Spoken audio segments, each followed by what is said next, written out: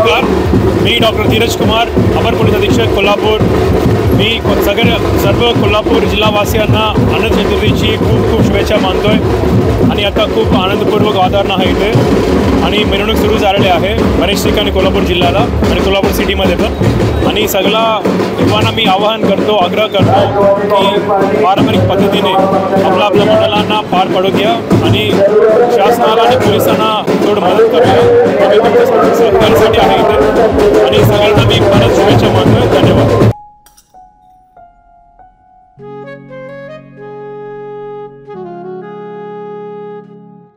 बाबा, आज येताना बासुंदी घेऊन या ना। अगं, कालच आपण आईचा वाढदिवस होता म्हणून आणली होती ना। ऐकलं, गोकुळची बासुंदी पुन्हा खावीशी वाटतेय। खरं सांगू, मलाही खावीशी वाटतेय।